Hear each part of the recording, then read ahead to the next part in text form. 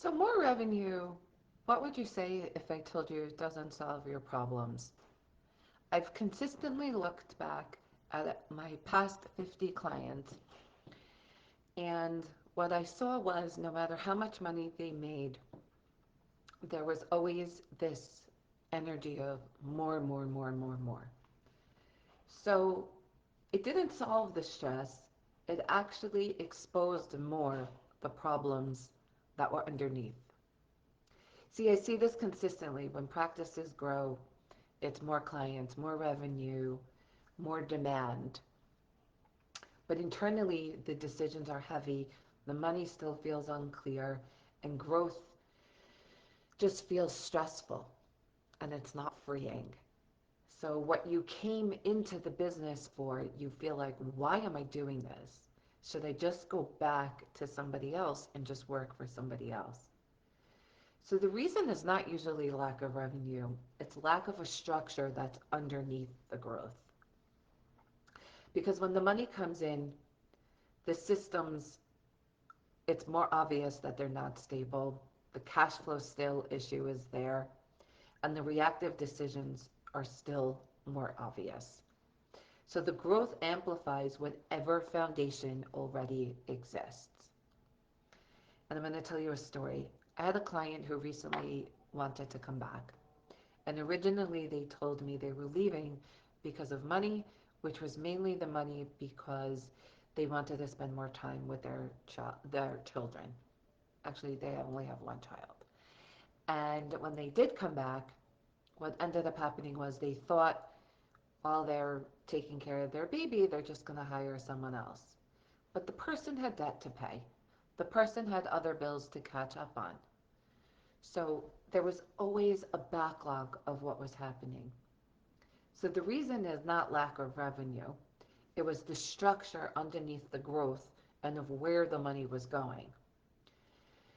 So when it amplifies what already exists, what happens now? There was a point in my business when I made a decision to let a client go, and they were paying me about $2,000.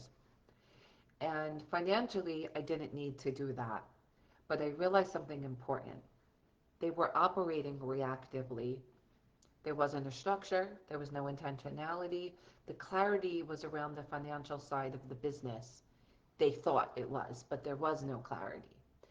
And there was a lot of blame shifting on what needed to change and shift and all of these things from our process, which was working in their reactivity. If I continue to build around reactive systems, the system just carries that same energy and doesn't do anything different. So I made a shift from reactive accounting to intentional financial architecture. So why does this matter? Because a lot of businesses think that once I make more money, things are going to calm down. Growth just increases the pressure. More payroll, more expenses, more complexity, more decisions. And without that structure, everything feels heavy. So it actually comes to mind of a different story with a different client who was following the system. And what it ended up revealing was that we had to do hiring cuts because he did follow the structure. So it revealed different things. But once those keys and clues started to reveal themselves, the decisions were there. So it's detaching from where we think we're wrong, and it's following the data, which is our keys and clues to our next steps.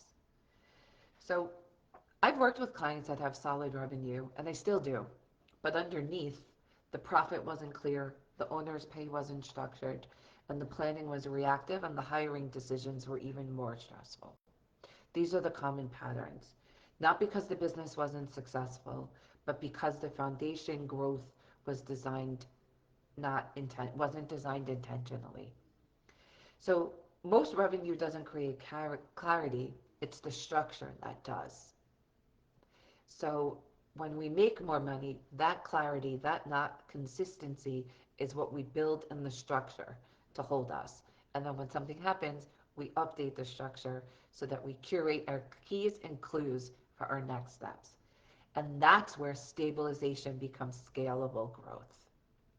I'm going to say that again. That's when we can become stable for scalable growth.